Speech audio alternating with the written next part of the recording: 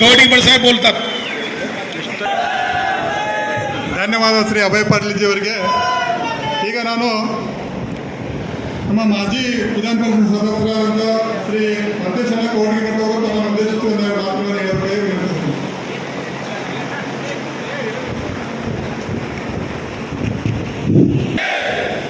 ಜೈ ಶ್ರೀರಾಮ್.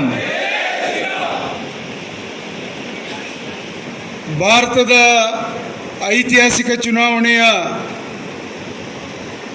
ಬೆಳಗಾವಿ ಲೋಕಸಭಾ ಕ್ಷೇತ್ರದ ಅಭ್ಯರ್ಥಿಗಳು ಕರ್ನಾಟಕ ರಾಜ್ಯದ ಮಾಜಿ ಮುಖ್ಯಮಂತ್ರಿಗಳಾದ ಬೆಳಗಾವಿಯ ದಕ್ಷಿಣದ ಶಾಸಕರು ನಮ್ಮ ಆತ್ಮೀಯ ಸ್ನೇಹಿತರಾಗಿರ್ತಕ್ಕಂಥ ಸನ್ಮಾನ್ಯ ಅಭಯ್ ಪಾಟೀಲ್ ಅವರೇ, ಈ ಕಾರ್ಯಕ್ರಮದಲ್ಲಿ ಭಾಗವಹಿಸಿರ್ತಕ್ಕಂಥ ಲೋಕಸಭಾ ಸದಸ್ಯರಾದ ಮಂಗಳಕ್ಕ ಅಂಗಡಿ ಅವರೇ, ಜಿಲ್ಲಾ ಅಧ್ಯಕ್ಷರಾಗಿರ್ತಕ್ಕಂಥ ಸಹೋದರಿ ಸುತಾರ್ ಅವರೇ, ದಕ್ಷಿಣದ ಯಾವತ್ತು ಬೂತ್ ಮಟ್ಟದ ಅಧ್ಯಕ್ಷರೇ ಮತ್ತು ಕಾರ್ಯಕರ್ತರೇ, ಮಾಧ್ಯಮದ ಮಿತ್ರರೇ, ತಮ್ಮೆಲ್ಲರಿಗೂ ಅಂಬೇಡ್ಕರ್ ಜಯಂತಿಯ ಶುಭಾಶಯಗಳನ್ನು ಹೇಳ್ತಾ, ನಾಳೆ ನಡೆಯತಕ್ಕಂಥ ಚುನಾವಣೆ ಒಂದು ಐತಿಹಾಸಿಕ ಚುನಾವಣೆ. हा इलेक्शन जिला पंचायत का इलेक्शन नहीं है, हा इलेक्शन तालुक पंचायती का इलेक्शन नहीं है, हा इलेक्शन ग्राम पंचायतीचं इलेक्शन नाही आहे, हा इलेक्शन देशाचं नेतृत्व घडवण्याचं इलेक्शन आहे. एका बाजूला माजी मुख्यमंत्री 6 आमदार म्हणून काम केलेले आणि एका बाजूला काँग्रेसचे कॅन्डिडेट कोण आहेत, त्यांचे एलिजिबिलिटी काय आहे, त्यांचे आई मंत्री आहे, हे त्यांचे एलिजिबिलिटी आहे. मग आम्हाला लोकांना ठरवायचं आहे, काँग्रेसचा कॅन्डिडेट निवडून येतो ते कुठे बसणार आहे. विरोध पक्षाचा नेतृत्व सुद्धा मागच्या वेळी त्यांना मिळालं नाही आहे. 40 जागा जिंकले होते. बेळगाव तर जिंकायचा प्रश्नच नाही आहे. येणाऱ्या हा निवडणुकीमध्ये अब की बार 400 पार हा घोषणा घेऊन आम्ही चाललोय. मग बेळगाव जिंकायचा प्रश्न कुठे येतोय. त्यासाठी बेळगावचे दक्षिणचे सर्व कार्यकर्त्यांना विनंती करू इच्छितो. मला एकच सांगायचंय, बाकी 8 मतदारसंघापेक्षा जास्ती मतं जास्ती लीड कुठे मिळणार आहे म्हणजे ते दक्षिणमध्ये मिळणार आहे. मान्य जगदीश शेट्टर साहेब ಹೇಳಿಕೆ ನಾನು ಬಯಸ್ತಾ ಇದ್ದೀನಿ. ಸರ್ 2 ವರ್ಷ ಸತತವಾಗಿ ಅಭಯ್ ಪಾಟೀಲ್ ಕ್ಷೇತ್ರದಲ್ಲಿ ಪ್ರತಿ ಗಲ್ಲಿಯಲ್ಲಿ ನಾನು ಅಡ್ಡಾಡಿದ್ದೇನೆ. ಇಲ್ಲಿರ್ತಕ್ಕಂಥ ಹಿಂದುತ್ವ, ಇಲ್ಲಿರ್ತಕ್ಕಂಥ ಪಕ್ಷದ ಮೇಲಿನ ಅಭಿಮಾನ ಭಾರತದಲ್ಲಿ ಯಾವುದೇ ಕ್ಷೇತ್ರದಲ್ಲಿ ಇಲ್ಲ ಅಂತಕ್ಕಂಥ ಮಾತನ್ನ ಬಹಳ ಅಭಿಮಾನದಿಂದ ಹೇಳಿಕೆ ನಾನು ಬಯಸ್ತಾ ಇದ್ದೀನಿ. ಇಲ್ಲಿರ್ತಕ್ಕಂಥ ಪ್ರತಿಯೊಬ್ಬ ಕಾರ್ಯಕರ್ತ मी अभय पाटील, मी मोदी म्हणणारे कार्यकर्ता कुठे जर असतील ते कर्नाटकाच्या दक्षिण बेळगावमध्ये आहे हे आपल्याला सांगू इच्छितो. ನನಗೆ ವಿಶ್ವಾಸ ಇದೆ, ಕರ್ನಾಟಕ ರಾಜ್ಯದಲ್ಲಿ ಯಾವುದೇ ವಿಧಾನಸಭಾ ಕ್ಷೇತ್ರದಲ್ಲಿ ಲೀಡ್ ಆಗಿಲ್ಲ, ಅಷ್ಟು ಲೀಡ್ ಬೆಳಗಾವಿ ದಕ್ಷಿಣದಲ್ಲಿ ಆಗ್ತದೆ ಅಂತಕ್ಕಂಥ ಮಾತನ್ನು ಈ ವೇದಿಕೆ ಮುಖಾಂತರ ಹೇಳ್ತಾ, आमचे अभ्यर्थी, मी कुणाबद्दलही बोलत नाही पण जगदीश शेट्टर साहेबांचा बद्दल बोलायला लागतोय. जेव्हा इलेक्शन होणार हा ठरलं त्याच्या आधी आम्ही सुद्धा तिकीट मागितलं होतं, पण एखादा पक्षश्रेष्ठांना वाटलं तर जगदीश शेट्टर चांगलं कॅन्डिडेट आहे असा निर्णय घेतल्यानंतर आम्ही पहिल्या दिवसापासून जगदीश शेट्टर बरोबर आम्ही कामाला लागलोय आणि त्यांना जिंकून आणण्यासाठी आम्ही कटिबद्ध आहोत. येणारा निवडणूक देशाचं नेतृत्व घडवण्याचं इलेक्शन असून अभय पाटलांच्यावर तेलंगणाची जबाबदारी मी त्यांना विनंती करू इच्छितो. तेलंगणा जायला काही हरकत नाही आहे, पण आपला जास्त वेळ बेळगावला पाहिजे. फक्त बेळगाव दक्षिण नाही, बेळगाव पूर्ण लोकसभा मतदारसंघात सुद्धा आपला लक्ष पाहिजे. आपण फक्त बेळगावचा दक्षिणचा आमदार नाही आहे, बेळगाव जिल्ह्याचा राज्याचं नेतृत्व करण्याचा जर क्षमता कोणाकडे जर असतील ते अभय पाटलांच्याकडे आहे. आपण जास्तीत जास्त वेळ बेळगाव जिल्ह्यामध्ये द्यायची गरज आहे. ಇಷ್ಟೇ ವಿಷಯಗಳನ್ನ ಈ ಸಂದರ್ಭದಲ್ಲಿ ಹೇಳ್ತಾ 2 ವಿಷಯಗಳನ್ನು ಹೇಳಿಕೆ ನಾನು ಬಯಸ್ತಾ ಇದ್ದೀನಿ. ಭಾರತ ವಿಶ್ವದ ಆರ್ಥಿಕ ಕ್ಷೇತ್ರದಲ್ಲಿ ಹಿಂದೆ 19ನೇ ಶತಮಾನದಲ್ಲಿ ಅತ್ಯಂತ ದುರ್ಬಲ ಆರ್ಥಿಕವಾಗಿರ್ತಕ್ಕಂಥ ದೇಶ ಆಗಿತ್ತು. 19ನೇ ಶತಮಾನದಲ್ಲಿ ಬ್ರಿಟಿಷರು ಆರ್ಥಿಕವಾಗಿ ಶಕ್ತಿಯನ್ನು ಹೊಂದಿದ್ರು. ವರ್ಲ್ಡ್ ವಾರ್ 2 ನಂತರ USSR ಮತ್ತು USA ವಿಶ್ವದ ದೊಡ್ಡ ಆರ್ಥಿಕ ಶಕ್ತಿಯಾಗಿದ್ದು, 21ನೇ ಶತಮಾನದಲ್ಲಿ ಭಾರತ ವಿಶ್ವದ ಅತಿ ದೊಡ್ಡ ಆರ್ಥಿಕ ಶಕ್ತಿ ಆಗಲಿದೆ ಅಂತಕ್ಕಂಥ ಮಾತನ್ನ ಈ ವೇದಿಕೆ ಮುಖಾಂತರ ಹೇಳ್ತಾ, ಅಂತ ಒಂದು ನೇತೃತ್ವವನ್ನು ಕೊಡ್ತಕ್ಕಂಥ ಮೋದಿ ಸರ್ಕಾರದ ಕಾರ್ಯಕ್ರಮಗಳ ಬಗ್ಗೆ ನಾನು ಹೇಳಬೇಕಾಗಿಲ್ಲ. ದಕ್ಷಿಣದ ಪ್ರತಿಯೊಬ್ಬ ಕಾರ್ಯಕರ್ತನಿಗೆ ಕೇಂದ್ರ ಸರ್ಕಾರದ ಯೋಜನೆಗಳನ್ನ ತಲುಪಿಸ್ತಕ್ಕಂಥ ಕೆಲಸವನ್ನ ಅಭಯ್ ಪಾಟೀಲ್ ಮಾಡಿದ್ದಾರೆ. ನೀವು ಆ ಯೋಜನೆಗಳನ್ನ ಜನರ ಮನೆ ಬಾಗಿಲಿಗೆ ತಲುಪಿಸ್ತಕ್ಕಂಥ ಕೆಲಸ ತಾವು ಮಾಡಬೇಕಂತೇಳಿ ವಿನಂತಿಯನ್ನು ಮಾಡಿ ನನ್ನ ಮಾತು ಮುಗಿಸ್ತೀನಿ. ಜೈ ಹಿಂದ್, ಜೈ ಭಾರತ್.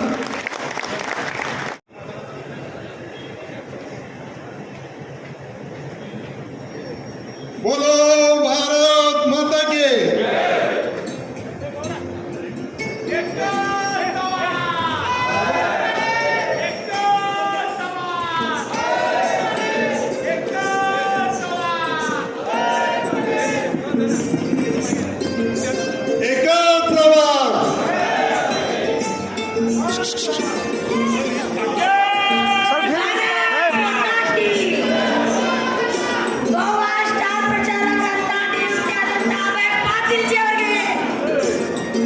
सर फील सर री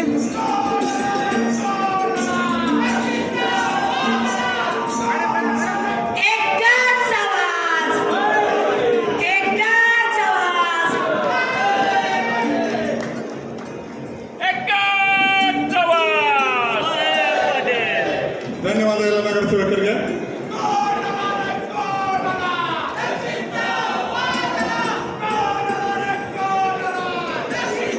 ಈಗ ಬೆಳಗಾವಿ ಲೋಕಸಭಾ ಅಭ್ಯರ್ಥಿಯಾದಂಥ ಶ್ರೀ ಜಗದೀಶ್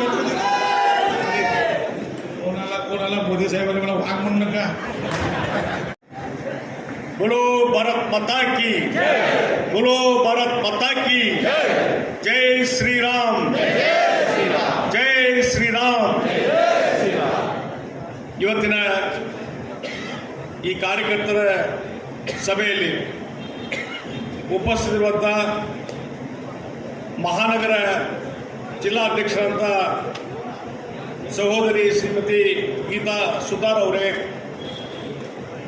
ಈ ಭಾಗದ ಸಂಸತ್ ಸದಸ್ಯರಂತ ಶ್ರೀಮತಿ ಮಂಗಳ ಅಂಗಡಿ ಅವರೇ, ಮತ್ತು ಈ ಭಾಗದ ನಿಮ್ಮೆಲ್ಲರ ನೆಚ್ಚಿನ ನಾಯಕರು, ಈ ಒಂದು ಬೆಳಗಾವಿ ದಕ್ಷಿಣ ಕ್ಷೇತ್ರದ ಅಭಿವೃದ್ಧಿಯ ಹರಿಕಾರರಾದಂಥ ಮಾನ್ಯ ಅಭಯ್ ಪಾಟೀಲ್ ಅವರೇ, ಮತ್ತು ಈ ದಕ್ಷಿಣ ವಿಧಾನಸಭಾ ಕ್ಷೇತ್ರದ ಅಧ್ಯಕ್ಷರಾದಂಥ ಪ್ರಶಾಂತ್ ಕಂಗನಾಳ್ಕರ್ ಅವರೇ, ಉಪಮಹಾಪೌರರಾದಂಥ ಮಾನ್ಯ ಆನಂದ್ ಚವ್ಹಾಣ್ ಅವರೇ, ಮತ್ತು ಇನ್ನೊಬ್ಬ ಬಿಜೆಪಿಯ ಮುಖಂಡರು, ವಿಧಾನ ಪರಿಷತ್ತಿನ ಇಂದಿನ ಮುಖ್ಯ ಸಚೇತಕರು, KLE ಸೊಸೈಟಿಯ ಉಪಾಧ್ಯಕ್ಷರಾದಂಥ ನಮ್ಮ ಮಹಾಂತೇಶ್ ಕೌಟ್ಗಿಮಠ್ ಅವರೇ, ಮತ್ತು ಇಲ್ಲಿ ಉಪಸ್ಥಿತರಿರುವಂಥ ಯಾವತ್ತು ದಕ್ಷಿಣ ಬೆಳಗಾವಿ ಕ್ಷೇತ್ರದ ಎಲ್ಲ ನನ್ನ ಆತ್ಮೀಯ ಪ್ರಮುಖ ಬೂತ್ ಮಟ್ಟದ ಕಾರ್ಯಕರ್ತರು ಮತ್ತು ಶಕ್ತಿ ಕೇಂದ್ರ ಬೇಸ್ ಪ್ರಮುಖರು, ಎಲ್ಲ ನನ್ನ ಆತ್ಮೀಯ ಬಂಧುಗಳೇ, ಸಹೋದರಿಯರೇ, ಮಾಧ್ಯಮದ ಮಿತ್ರರೇ, ಇವತ್ತು ಒಂದು ಪಕ್ಷ ಯಾವ ರೀತಿ ಒಂದು ಸಂಘಟಿತವಾದಂಥ ಪಕ್ಷವಾಗಿ ಬೆಳೆದ ಅನ್ನೋದಕ್ಕೆ ಅದು ಭಾರತೀಯ ಜನತಾ ಪಾರ್ಟಿ. ಇವತ್ತು ಇಡೀ ದೇಶದಲ್ಲಿ, ಜಗತ್ತಿನಲ್ಲಿ ಭಾರತೀಯ ಜನತಾ ಪಾರ್ಟಿಗೆ ಒಂದು ಹೆಸರಿದೆ. ಏನಂದರೆ ಲಕ್ಷಾಂತರ ಕಾರ್ಯಕರ್ತರ ಪಡೆ ಇರುವಂಥ ಯಾವುದಾದ್ರೂ ಪಾರ್ಟಿ ಇದ್ದರೆ ಅದು ಭಾರತೀಯ Janata party. Cadre based party ಅಂತಲ್ಲ, ಕೆಡರ್ ಬೇಸ್ಡ್ ಪಾರ್ಟಿ ಅದು ಭಾರತೀಯ ಜನತಾ ಪಾರ್ಟಿ. ನೋಡಿ, ಇಲ್ಲಿ ಬೆಳಗಾವಿ ದಕ್ಷಿಣ ಇವತ್ತು ಇಲ್ಲಿ ಇದು ಪಬ್ಲಿಕ್ ಮೀಟಿಂಗ್ ಅಲ್ಲ, ಸಾರ್ವಜನಿಕ ಸಭೆ ಅಲ್ಲ, ಸಾರ್ವಜನಿಕ ಸಮಾವೇಶ ಅಲ್ಲ. ಈ ಸಮಾವೇಶ ಏನಿದೆ ಈ ಒಂದು ವಿಧಾನಸಭಾ ಕ್ಷೇತ್ರಕ್ಕೆ ಸೀಮಿತವಾಗಿ ಬೂತ್ ಮಟ್ಟದ ಕಾರ್ಯಕರ್ತರ ಸಭೆ, ಬೇಸ್ ಪ್ರಮುಖರ ಸಭೆ, ಶಕ್ತಿ ಕೇಂದ್ರದ ಸಭೆ, ಇಲ್ಲಿ ಸುಮಾರು 1,500ರಿಂದ 2,000 ಜನ ಕಾರ್ಯಕರ್ತರು ಸೇರಿದ್ರಂದ್ರೆ ಇದು ಬರೀ ಕಾರ್ಯಕರ್ತರು.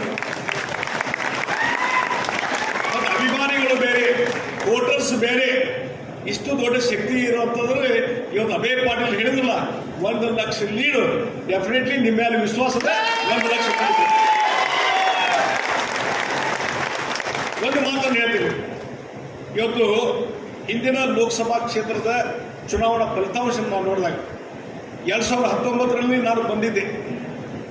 ಇಲ್ಲಿ ಶಾಸಕರು ಎಲ್ಲರನ್ನು ಮಾತಾಡಿಸಿ ಕೆಲವು ಕಡೆ ಹೋಗಿ ಪ್ರವಾಸನೂ ಮಾಡಿದ್ದೆ ನಾನು, ಸುರೇಶ್ ಅಂಗಡಿ ಅವರು. ಆ ಸಂದರ್ಭದಲ್ಲಿ ಇವತ್ತು ಎಷ್ಟು ಓಟ್ ಬಿದ್ದು ಇಲ್ಲಿ 96,000 ಲೀಡು, ಓಟ್ ಅಲ್ಲ 96,000 ಲೀಡು. ಬಹುಶಃ ಒಂದು ಕ್ಷೇತ್ರದಲ್ಲಿ 96,000 ಲೀಡ್ ಅಂತಂದ್ರೆ ಯಾವ ದಾಖಲೆ. ಅದಕ್ಕಾಗಿ ಸುರೇಶ್ ಅಂಗಡಿಯವರು ಆ ಸಂದರ್ಭದಲ್ಲಿ ಇಡೀ ಲೋಕಸಭಾ ಕ್ಷೇತ್ರದಲ್ಲಿ ಸುಮಾರು 3,90,000 ಲೀಡಿಂದ ಆರಿಸಿದ್ರು, ಸುಮಾರು 4 ಲಕ್ಷ ಲೀಡಿಂದ ಆರಿಸಿದ್ರು. 4 ಲಕ್ಷ. ಅದರಲ್ಲಿ ಕಾಂಟ್ರಿಬ್ಯೂಷನ್, ಮುಖ್ಯವಾದಂಥ ಕಾಂಟ್ರಿಬ್ಯೂಷನ್ ಬೆಳಗಾವಿ ದಕ್ಷಿಣ. 2014ರಲ್ಲಿ ಅವತ್ತು ಬಹಳಷ್ಟು ಗಡಿಬಿಡಿದೆ, ಬಹಳ ಒಂದು ತುರುಸಿನ ಸ್ಪರ್ಧೆ ಇದೆ. ಅಂತ ಸಂದರ್ಭದಲ್ಲಿ ಸುರೇಶ್ ಅಂಗಡಿಯವರು ಸುಮಾರು 72,000 ಲೀಡಿಂದ ಆರಿಸಿದ್ರು. ಟೋಟಲ್ ಈ ಮೊನ್ನೆ 4 ಲಕ್ಷ, ಅವತ್ತಿನ ಇಲೆಕ್ಷನ್ನಲ್ಲಿ ಸುಮಾರು 72,000 ಲೀಡಿಂದ ಆರಿಸಿದ್ರು. ಅದರಲ್ಲಿ ಬೆಳಗಾವಿ ದಕ್ಷಿಣ ಕಾಂಟ್ರಿಬ್ಯೂಷನ್ ಮೋರ್ ದೆನ್ 60,000, 60,000ಕ್ಕಿಂತ ಹೆಚ್ಚು ದಕ್ಷಿಣದಲ್ಲಿ. ಅಂದರೆ ಇವತ್ತು ಒಂದು ಲೋಕಸಭಾ ಕ್ಷೇತ್ರ ಗೆಲ್ಲಿಕ್ಕೆ ಯಾವ ರೀತಿ ಕಾಂಟ್ರಿಬ್ಯೂಷನ್. ಅದೇ ರೀತಿ ಮಂಗಳ ಅಂಗಡಿಯವರು, ಸುರೇಶ್ ಅಂಗಡಿಯವರು ಅಕಾಲಿಕ ಮರಣ ನಂತರ ಬೈ ಎಲೆಕ್ಷನ್ ಏನಾಯಿತು, ಆ ಸಂದರ್ಭದಲ್ಲಿ ಮಂಗಳ ಅಂಗಡಿಯವರು ಏನು ಸ್ಪರ್ಧೆ ಮಾಡಿದ್ರು, ಅಲ್ಲಿ ನಾನು ಇಲ್ಲಿ 15-20 ದಿವಸ ಉಸ್ತುವಾರಿ ಇಲ್ಲೇ ಇದ್ದೆ. ನಾನು ದಿನನಿತ್ಯ ನಾವು ಅಭಯ ಪಾಟೀಲ್ ಸೇರ್ತಾ ಇದ್ವಿ, ಮೀಟಿಂಗ್ ಮಾಡ್ತಾ ಇದ್ವಿ. ಅವತ್ತಿನ ಪರಿಸ್ಥಿತಿ ಹೆಂಗಿತ್ತು ಎಲ್ಲರಿಗೂ ಗೊತ್ತಿರುವಂಥ ವಿಚಾರ. ಅಂಥದ್ರಲ್ಲಿ ಸಹಿತ ಅವತ್ತು 5,000 ಮತಗಳಿಂದ ಅಂತರ ಗೆದ್ರು. ಆದರೆ ಅವತ್ತು ಯಾವುದು ಲೀಡ್ ಮಾಡ್ತು, ಬೆಳಗಾವಿ ದಕ್ಷಿಣ 22,000 ಲೀಡು ಮತ್ತು ಗೋಕಾಕ್ 2 ವಿಧಾನಸಭಾ ಕ್ಷೇತ್ರದಿಂದ ಅವತ್ತು ಮಂಗಳ ಅಂಗಡಿಯವರು ಗೆದ್ದು ಬಂದರು ಅನ್ನುವಂಥ ಮಾತನಿದೆ. ಅಂದರೆ ಇದಕ್ಕೊಂದು ಬೆಳಗಾವಿ ದಕ್ಷಿಣ ಒಂದು ಶಕ್ತಿ ಇದೆ, ಪವರ್ಫುಲ್. ಗಂಡು ಮೆಟ್ಟಿನ ಸ್ಥಳ ಅಂತಲ್ಲ ಅದು. ಇವತ್ತು ಬಿಜೆಪಿ ಗಂಡು ಮೆಟ್ಟಿನ ಸ್ಥಳ ಯಾವುದಿದ್ರೆ ಅದು ಬೆಳಗಾವಿ ದಕ್ಷಿಣ. ಅದಕ್ಕಾಗಿ ಅದೇ ಕಾರಣದ ಸಲುವಾಗಿ ಇರ್ಬೋದು ಮೋಸ್ಟ್ಲಿ ಇವತ್ತು ಅಭಯ ಪಾಟೀಲ್ರನ್ನ ನೀವು ಜೋರಾಗಿ ಇಲ್ಲಿ ಕೆಲವು ಇದು ಮಾಡ್ತೀರಿ, ಕಟ್ಟಿದ ಪಾರ್ಟಿ. ಅದಕ್ಕಾಗಿ ನಿಮ್ಮನ್ನು ತೆಲಂಗಾಣಕ್ಕೆ ಕಳಿಸ್ತೀವಿ, ತೆಲಂಗಾಣಕ್ಕೆ ಕಳಿಸಿದ್ದಾರೆ. ಹಿಂದೆ ಅಸೆಂಬ್ಲಿ ಇಲೆಕ್ಷನ್ದಾಗ ಅಲ್ಲಿ ಅವು ಉಸ್ತುವಾರಿ ಆದಾಗ ಅವು 4 MLA ಸೀಟ್ ಬಂದು, 4 MLA ಸೀಟ್ ಬಂದು. ಅದೇ ರೀತಿ ನಾವಿನ್ನು ಅಭಯ ಪಾಟೀಲ್ ತೆಲಂಗಾಣಕ್ಕೆ ಹೋದ್ರು. ಮತ್ತು ಏನಪ್ಪ ಇಲ್ಲಿ ಬೆಳಗಾವಿ ದಕ್ಷಿಣ ಹೆಂಗೆ ಅಂತ ವಿಚಾರ ಮಾಡಿದ್ವಿ ನಾವು. ಈಗ ಅದ್ರ ಜೊತೆ ಪ್ಲಸ್ ಗೋವಾದ ಸ್ಟಾರ್ ಕ್ಯಾಂಪೇನರು ಆಗಿದ್ದಾರೆ. ಅಭಿನಂದನೆ ಸಲ್ಲಿಸ್ತೀವಿ. ನನಗೆ ಖುಷಿ, ಯಾರು ಪಕ್ಷಕ್ಕಾಗಿ ದುಡಿತಿದ್ದಾರೆ, ಕಮಿಟ್ಮೆಂಟ್ ಮಾಡ್ತಾರೆ, ಪಕ್ಷದ ಸಂಘಟನೆಯಲ್ಲಿ ಇರ್ತಾರೆ, ಅಂಥವ್ರ ಬಗ್ಗೆ ನನಗೆ ಭಾಳ ಖುಷಿ, ಪ್ರೀತಿ. ಅದಕ್ಕಾಗಿ ಇವತ್ತು ಅಭಯ ಪಾಟೀಲ್ ಒಂದೊಂದು ಹೆಜ್ಜೆಯನ್ನು ಮುಂದಿಡ್ತಾರೆ. ಅವ್ರು ಒಳ್ಳೇದಾಗಲಿ ಅಂತ ನಾನು ಸಾರಿಸ್ತೇನೆ, ಇನ್ನೊಂದು ಉತ್ತಮ ಭವಿಷ್ಯಕ್ಕೆ ಸಾರಿಸ್ತೇನೆ. ಹೀಗಾಗಿ ಅವ್ರು ನನಗೆ ಗೊತ್ತಿದೆ. ಈಗ ತೆಲಂಗಾಣ ಹೋದಾಗ ನಾವೊಂದು ಹಂತದಲ್ಲಿ ನಮ್ಮ ರಾಜ್ಯ ನಾಯಕರು ಹೇಳಿದೆ, ಆ ತೆಲಂಗಾಣದ ಹೆಂಗಾರ ಬಿಡಿಸಿ ಇದೇ ಉಳಿಸ್ರಪ್ಪ ಅಂತ ಹೇಳಿ. ಅದಾಗಲಿಲ್ಲ. ಈ ಬೆಳಗಾವಿ ಎಕ್ಸ್ಟ್ರಾ ಬರ್ತದೆ. ಇಷ್ಟೆಲ್ಲ ಆದಮೇಲೆ ಅವ್ರು ಇಲ್ಲಿ 1 ಲಕ್ಷ ಲೀಡ್ ತೊಗೊಂಡ್ಬರ್ತಾರೆ ನಿಮ್ಮೆಲ್ಲರ ಸಹಕಾರದಿಂದ ಅನ್ನುವಂಥದ್ದು ವಿಶ್ವಾಸ ನನಗಿದೆ. ಯಾಕೆ ಇದನ್ನು ಹೇಳ್ತೀನಿ ಅಂದರೆ, ಇವತ್ತು ಸಂಘಟನೆಗೆ ಏನೋ ಒಂದು ಮಹತ್ವವಿದೆ. ಅಮಿತ್ ಶಾ ಅವರು ನಮ್ಮ ಗೃಹ ಸಚಿವರು ಇಡೀ ದೇಶ ಪ್ರವಾಸ ಮಾಡ್ತಾರೆ, ಇಡೀ ದೇಶ ಪ್ರವಾಸ ಮಾಡ್ತಾರೆ. ಆದರೆ ಅವರು ಯಾವ ಕ್ಷೇತ್ರ ಆಸ್ಪತ್ರೆ ಗಾಂಧಿನಗರ, ಹಿಂದೆ ಲಾಲ್ ಕೃಷ್ಣ ಅಡ್ವಾಣಿಯವರು ಗೆದ್ದು ಬರ್ತಿದ್ರು. ಆ ಗಾಂಧಿನಗರದಲ್ಲಿ ಇವತ್ತು ಆರಿಸಿ ಬರ್ತಾ ಇದ್ದಾರೆ ಅವರು ಸತತವಾಗಿ. ಎಷ್ಟು ಲೀಡಿಂದ? ಪ್ರತಿ ಎಲೆಕ್ಷನ್ದಲ್ಲಿ 4 ಲಕ್ಷ 5 ಲಕ್ಷ ಲೀಡಿಂದ ಬರ್ತಾರೆ. ಅವ್ರು ಎಷ್ಟು ಸಲ ಹೋಗ್ತಾರೆ ಕ್ಷೇತ್ರಕ್ಕೆ? ವರ್ಷಕ್ಕೆ 1 ಸಲ 2 ಸಲ ಹೋಗ್ತಾರೆ. ಈಗ ಇಲೆಕ್ಷನ್ ಬಂದದ, ಏನು ಮುಂಜಾನೆ ಸಂಜೆ ಬಿಟ್ಟು ಅಲ್ಲೇ ಅದಾರ ಅವರು? ಇಲ್ಲ, ಇಡೀ ರಾಜ್ಯ, ಇಡೀ ದೇಶವನ್ನು ಸುತ್ತ ಹಾಕ್ತಾ ಇದ್ದಾರೆ. ಇಡೀ ಒಂದು ದೇಶದ ಒಂದು ಚಿತ್ರ ಹೆಂಗಿರಬೇಕು, ಎಲ್ಲೆಲ್ಲಿ ಕ್ಯಾಲ್ಕುಲೇಷನ್, ಚಾಣಕ್ಯ ಅದಾರಲ್ಲ, ಎಲ್ಲೆಲ್ಲಿ ಕ್ಯಾಲ್ಕುಲೇಷನ್ ಎಲ್ಲದರಾಗ ಇರ್ತಾರೆ ಬೆಳಗಿನ ಸಾಯಂಕಾಲ. ಈ ಬಹುಶಃ ಚುನಾವಣೆ ಆದಮೇಲೆ 1-3 ದಿವಸ ಹೋಗಿರ್ಬೋದು ಕ್ಷೇತ್ರಕ್ಕೆ. ಆದರೆ ಎದ್ರ ಮೇಲೆ ನಂಬಿಕೆ ಇದೆ ಅವರಿಗೆ? ಆ ಸಂಘಟನೆ ಮೇಲೆ ನಂಬಿಕೆ ಇದೆ, ಬೂತ್ ಮಟ್ಟದ ಕಾರ್ಯಕರ್ತರ ಮೇಲೆ ನಂಬಿಕೆ ಇದೆ, ಬೇಸ್ ಪ್ರಮುಖರ ಮೇಲೆ ನಂಬಿಕೆ ಇದೆ. ಅದಕ್ಕಾಗಿ ಇವತ್ತು ಅಲ್ಲಿ ಗೆದ್ದು ಬರ್ತಾರೆ. ಎಲ್ಲಿ ಸಂಘಟನೆ ಕರೆಕ್ಟ್ ಇರ್ತದೆ, ಸಿಸ್ಟಮೆಟಿಕ್ ಇರ್ತದೆ, ಡಿಸಿಪ್ಲಿನ್ ಇರ್ತದೆ, ಒಂದು ಕಮಿಟೆಡ್ ಕಾರ್ಯಕರ್ತರ ಒಂದು ಕೆಡರ್ ಇರ್ತದೆ. ಅಲ್ಲಿ ಇಲೆಕ್ಷನ್ ಎಂದೂ ಸೋಲಿಗೆ ಸಾಧ್ಯನೇ ಇಲ್ಲ. ಯಾಕೆ ನಾನು ಇದನ್ನು ಉದಾಹರಣೆ ಹೇಳ್ತಿದ್ರೆ, ನಾನು ಹುಬ್ಳಿ ಸೆಂಟ್ರಲ್ ಕ್ಷೇತ್ರದಿಂದ ಕಂಟಿನ್ಯೂಸ್ 6 ಸಲ ಆರಿಸಿ ಬಂದಿನಿ. 6 ಸಲ ಇದೇ ರೀತಿ ಒಂದು ಸಂಘಟನೆ ಶಕ್ತಿಯಿಂದ ನಾನು ಆರಿಸಿ ಬಂದೇನೆ. ಸಂಘಟನೆ ಶಕ್ತಿಯಿಂದ ಕಾರ್ಯಕರ್ತರ ಪಡೆ. ಹೀಗಾಗಿ ಇವತ್ತು ರಾಜ್ಯ ಮಟ್ಟದಲ್ಲಿ ಚರ್ಚೆ ಆಗೋ ಟೈಮ್ನಲ್ಲಿ ಹೇಳ್ತಿದ್ರು, ಇವತ್ತು ಬೆಳಗಾವಿ ದಕ್ಷಿಣ, ಹುಬ್ಳಿದವ್ರ ಸೆಂಟ್ರಲ್ ಇವೆಲ್ಲ ಸಂಘಟನೆಯಲ್ಲಿ ಮಾದರಿಯಾದಂಥ ಕ್ಷೇತ್ರ ಅಂತ ಹೇಳ್ತಿದ್ರು. ಅದಕ್ಕಾಗಿ ಜಗದೀಶ್ ಶೆಟ್ಟರ್ ಆರಿಸಿಕೊಂಡ್ರು. ಆ ಹಿನ್ನೆಲೆಯಲ್ಲಿ ಇವತ್ತು ನಿಮಗೊಂದು ದೊಡ್ಡ ಶಕ್ತಿ ಇದೆ. ಇವತ್ತು ಅಮಿತ್ ಶಾ ಅವರು ಯಾವ ರೀತಿ ಗಾಂಧಿನಗರ ಡೆವಲಪ್ ಮಾಡಿದ್ದಾರೆ ಸಂಘಟನೆಯಲ್ಲಿ, ಅದೇ ರೀತಿ ಇವತ್ತು ಅಭಯ ಪಾಟೀಲ್ ಸಹಿತ ಬೆಳಗಾವಿ ದಕ್ಷಿಣವನ್ನು ಮಾಡಿದ್ದಾರೆ. ಹೀಗಾಗಿ ನಾನಿವತ್ತು ಹೇಳ್ತೀನಿ, ಇವತ್ತು ಬೆಳಗಾವಿ ದಕ್ಷಿಣ ಹೆಂಗಂದ್ರೆ ಇವತ್ತು ಗುಜರಾತದ ಗಾಂಧಿನಗರ ಇದ್ದಂಗೆ, ಗಾಂಧಿನಗರ. ಆ ಹಿನ್ನೆಲೆಯಲ್ಲಿ ಇವತ್ತು ನಿಮ್ಮ ಶಕ್ತಿ, ನಿಮ್ಮ ಪರಿಪೂರ್ಣತೆ, ಈ ಚುನಾವಣೆ ಒಂದು ಟೆಸ್ಟಿಂಗ್ ಟೈಮ್ ಅನ್ನುವಂಥ ಮಾತನ್ನು ಹೇಳ್ತೀನಿ. ಮತ್ತು ಒಂದು ಮಾತನ್ನು ಹೇಳ್ತೀನಿ, ಇವತ್ತಿನ ಚುನಾವಣೆ ಭಾಳ ಕ್ರೂಷಿಯಲ್ ಚುನಾವಣೆ. ನರೇಂದ್ರ ಮೋದಿ ಅವರು 10 ವರ್ಷ ಪ್ರಧಾನಮಂತ್ರಿ ಆದಮೇಲೆ 10 ವರ್ಷ ಮುಂಚೆ ಏನೋ ಒಂದು ಜನಪ್ರಿಯತೆ, ಪಾಪ್ಯುಲಾರಿಟಿ ಇತ್ತು. ಇವತ್ತು ಅದೇ ಪಾಪ್ಯುಲಾರಿಟಿ ಇದೆ. 10 ವರ್ಷ ಒಂದು ಟ್ರಾನ್ಸ್ಪರೆಂಟ್ ಆಗಿ ಪಾರದರ್ಶಕವಾದಂಥ ಸರ್ಕಾರವನ್ನು ಅವರು ಕೊಟ್ಟರು. ಯಾವುದೇ ಒಂದು ಕಪ್ಪು ಚುಕ್ಕೆ, ಯಾವುದೇ ಒಂದು ಸ್ಕ್ಯಾಮು, ಕರಪ್ಷನ್ ಚಾರ್ಜಸ್ಸು ನರೇಂದ್ರ ಮೋದಿಯವರ ಮೇಲೆ ಬರಲಿಲ್ಲ, ಅವ್ರ ಕ್ಯಾಬಿನೆಟ್ ಮಿನಿಸ್ಟರ್ ಮೇಲೆ ಬರಲಿಲ್ಲ. ಇದು ನರೇಂದ್ರ ಮೋದಿಯವರ ಸ್ಪೆಷಾಲಿಟಿ ಅನ್ನುವಂಥದ್ದು. ನರೇಂದ್ರ ಮೋದಿ ಸ್ಪೆಷಾಲಿಟಿ ಯಾವ ರೀತಿ ಟ್ರಾನ್ಸ್ಪರೆಂಟ್. ಹಿಂದೆ ರಾಜೀವ್ ಗಾಂಧಿ ಪ್ರೈಮ್ ಮಿನಿಸ್ಟರ್ದಾಗ ಒಂದು ಮಾತನ್ನು ಹೇಳಿದರು ವರ್ಷದಲ್ಲಿ, ದಿಲ್ಲಿಯಿಂದ ಒಂದು 100 ರೂಪಾಯಿ ಕಳಿಸಿದ್ರೆ ಅದು ಬೆಂಗಳೂರಿಗೆ ಬಂದು, ಬೆಂಗಳೂರಿಂದ DC ಕಚೇರಿಗೆ ಬಂದು, ಜಿಲ್ಲಾ ಪಂಚಾಯತ್ ಕಚೇರಿಗೆ ಬಂದು, ಗ್ರಾಮ ಪಂಚಾಯತ್ ಲೆವೆಲ್ಗೆ ಹೋಗಿ ಆ ಬೆನಿಫಿಷರಿ ಮುಟ್ಟಬೇಕಂದ್ರೆ 15 ರೂಪಾಯಿ ಹಾಕಿದ್ದು. 15 ರೂಪಾಯಿ ಅಂದರೆ ಸೋರಿಕೆ. ಅದಕ್ಕಾಗಿ ನರೇಂದ್ರ ಮೋದಿ ಅವರು ಡಿಜಿಟಲ್ ಇಂಡಿಯಾ ಮುಖಾಂತರ ಇವತ್ತು ಯಾವ ರೀತಿ ಅಂತ ಜನ್ಧನ್ ಅಕೌಂಟ್ ಯೋಜನೆ ಮುಖಾಂತರ ಇವತ್ತು ಎಲ್ಲವನ್ನೂ ಡಿಜಿಟಲೀಕರಣ ಮಾಡಿದ್ರಿಂದ ಇವತ್ತು ಒಂದು ಉದಾಹರಣೆ ಕೊಡ್ತೀನಿ ನಿಮಗೆ. ಕರೆಕ್ಷನ್ ಫ್ರೀ ಹೆಂಗೆ ಅಡ್ಮಿನಿಸ್ಟ್ರೇಷನ್ ಮಾಡಿದ್ದಾರೆ ಅಂತಂದರೆ ಯಾವ ರೀತಿ ಅಂದರೆ, ಒಂದು ಈಗ ಕಿಸಾನ್ ಸನ್ಮಾನ ಯೋಜನೆ ಇದೆ. ಕಿಸಾನ್ ಸನ್ಮಾನ ಯೋಜನೆ ಪ್ರತಿಯೊಬ್ಬ ರೈತರಿಗೆ ವರ್ಷಕ್ಕೆ 6,000 ರೂಪಾಯಿ ಜಮಾ ಆಗ್ತದೆ. ಇವತ್ತು ಎಲ್ಲರಿಗೂ ಜನಧನ ಅಕೌಂಟ್ ಮಾಡಿಬಿಟ್ಟಿದ್ದಾರೆ, ಬ್ಯಾಂಕ್ನಲ್ಲಿ ಅಕೌಂಟ್ ಇದ್ದಾವೆ. ಅದಕ್ಕಾಗಿ ನರೇಂದ್ರ ಮೋದಿಯವರು ಈಗ 6,000 ರೂಪಾಯಿ ಹೆಂಗೆ ಕಳಿಸ್ತಾರ, ರಾಜ್ಯಕ್ಕೆ ಕಳಿಸೋದಿಲ್ಲ. ಅವರು ಯಾರೋ ಕಲ್ಲಪ್ಪ ಬಡಿಗೇರ್ ಅಂತ ಒಬ್ಬ ರೈತ, ಅವನ ಅಕೌಂಟಿಗೆ ಅಲ್ಲಿ ದಿಲ್ಲಿಯಲ್ಲಿ ಕೂತು ನರೇಂದ್ರ ಮೋದಿ ಬಟನ್ ಒತ್ತಿದ್ರೆ ಒಂದು 10 ನಿಮಿಷದಲ್ಲಿ ಆ ಒಂದು ಕಲ್ಲಪ್ಪ ಬಡಿಗೇರ್ ಹೆಸರಲ್ಲಿ ಅಕೌಂಟಿಗೆ 6,000 ರೂಪಾಯಿ ಜಮಾ ಆಗ್ತದೆ. ಯಾವುದೇ ತಹಶೀಲ್ದಾರ್, ಯಾವುದೋ ವಿಲೇಜ್ ಅಕೌಂಟೆಂಟು ಯಾರ ಕಡೆ ಹೋಗಿ ಚೆಕ್ ಇಸ್ಕೊಳ್ಬೇಕಾಗಿಲ್ಲ, ಯಾರ್ದೋ ಕೈ ಬಿಸಿ ಮಾಡಬೇಕಾಗಿಲ್ಲ. ಇದು ನರೇಂದ್ರ ಮೋದಿಯವರ ಆಡಳಿತ. ಇಂಥವು ಭಾಳ ನಾವು ಉದಾಹರಣೆ ಕೊಡಬೇಕಾದ್ರೆ. ಹೀಗಾಗಿ ಇವತ್ತು ನಮ್ಮ ಮಹಿಳೆಯರಿಗಾಗಿ ಸಮಾನತೆಯ ಕೂಗನ್ನು ಕೂಗಿದ್ರು ಬಸವಣ್ಣವರು. 12ನೇ ಶತಮಾನದಲ್ಲಿ ಏನು ಮಾಡಿದ್ರು, ಅದೇ ಸಮಾನತೆಯನ್ನು ಇವತ್ತು ಅವರು ಮಾಡಿ ಇವತ್ತು ನೋಡಿ ಯಾರ ಕಡೆಯಿಂದ ಆಗಿದ್ದಿಲ್ಲ. ಇವತ್ತು ಪಾರ್ಲಿಮೆಂಟು ಮತ್ತು ಅಸೆಂಬ್ಲಿಯಲ್ಲಿ ಮೀಸಲಾತಿ ತರಬೇಕಂತ ಎಲ್ಲರೂ ಹೇಳ್ತಿದ್ರು. ನಿಜವಾಗಿ ಇವತ್ತು ಮೀಸಲಾತಿ ತರುವಂಥ ಕೆಲಸ ಇವತ್ತು ಯಾರಾದರೂ ಮಾಡಿದರೆ ಅದು ನರೇಂದ್ರ ಮೋದಿಯವರು. ಈ ರೀತಿ ಒಂದು ಬಹುದೊಡ್ಡದಂಥ ಒಂದು ಶಕ್ತಿಯನ್ನು ಕೊಟ್ಟಿದ್ದಾರೆ. ಮತ್ತು ನಮ್ಮ ಸನಾತನ ಧರ್ಮ, ನಮ್ಮ ಹಿಂದೂ ಧರ್ಮ, ನಮ್ಮ ಸಮಾಜ ಇವತ್ತು ಒಗ್ಗಟ್ಟಾಗಿ ಹೋಗಲಿಕ್ಕೆ ಇವತ್ತು ಕಾರಣೀಭೂತರು ಯಾರಿದ್ರೆ ಅದು ನರೇಂದ್ರ ಮೋದಿಯವರು. ಇವತ್ತು ನಮ್ಮೆಲ್ಲರ ಕನಸಿತ್ತು, ಯಾವ ರಾಮ ಎಲ್ಲಿ ಅಯೋಧ್ಯೆಯಲ್ಲಿ ಜನ್ಮ ತಾಳಿದನೋ ಅಲ್ಲಿ ಒಂದು ಭವ್ಯವಾದಂಥ ರಾಮ ಮಂದಿರ ಆಗಬೇಕಂತ ಹೇಳ್ತಿದ್ವಿ. ನಾವು ಕನಸು ಕಾಣ್ತಿದ್ವಿ.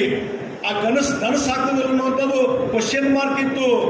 ಆದರೆ ಇವತ್ತು ಪ್ರಧಾನಿ ನರೇಂದ್ರ ಮೋದಿಯವರು ಬಂದರು, ಕೋರ್ಟಿನ ಎಲ್ಲ ಪ್ರಕರಣಗಳು ಇತ್ಯರ್ಥ ಆದವು. ಆಗ ಭೂಮಿ ಪೂಜೆಯನ್ನು ಮಾಡಿದರು. ಇವತ್ತು ಇತ್ತೀಚೆಗೆ ಭವ್ಯವಾದಂಥ ರಾಮ ಮಂದಿರ ಇವತ್ತು ಮೋದಿಯವರ ನೇತೃತ್ವದಲ್ಲಿ ಇವತ್ತು ಅನಾವರಣ ಆಗಿದ್ದು ನಾವೆಲ್ಲ ನೋಡ್ತಿದ್ವಿ. ರಾಮ ಮಂದಿರ ಬಂದು ನಮ್ಮೊಂದು ಹೆಮ್ಮೆ.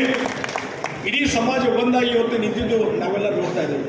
ಆ ಹಿನ್ನೆಲೆಯಲ್ಲಿ ಇವತ್ತು ಜಗತ್ತಿನಲ್ಲಿ ಆರ್ಥಿಕ ಪ್ರಗತಿಯಲ್ಲಿ ನರೇಂದ್ರ ಮೋದಿಯವರು ಬರೋಕ್ಕಿಂತ ಮುಂಚೆ 8ನೇ ಸ್ಥಾನದಲ್ಲಿ ಇದ್ವಿ.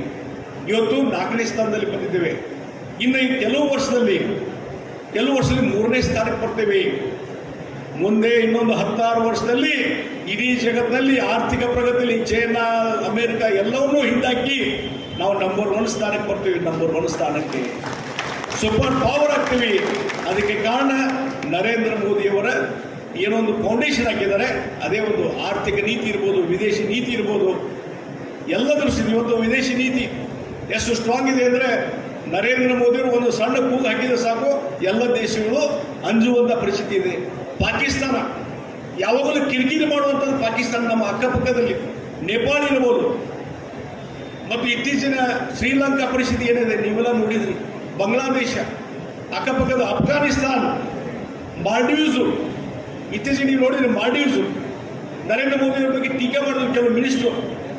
ಮುಂದೆ ನಮ್ಮ ಇಂಡಿಯನ್ ಪ್ರವಾಸಿಗರಲ್ಲಿ ಹೋಗೋದೇ ಬಿಟ್ಟರು, ಆರ್ಥಿಕ ಕುಸಿದು ಕೊನೆಗೆ ಅವರು ಅಲ್ಲಿಯ ಪ್ರಧಾನಿ ಮತ್ತು ಅಲ್ಲಿ ಮಿನಿಸ್ಟ್ರು ನರೇಂದ್ರ ಮೋದಿಯವರಿಗೆ ಕ್ಷಮೆ ಕೇಳುವಂಥ ಪರಿಸ್ಥಿತಿ ಬಂತು, ಕ್ಷಮೆ ಕೇಳುವಂಥ ಪರಿಸ್ಥಿತಿ.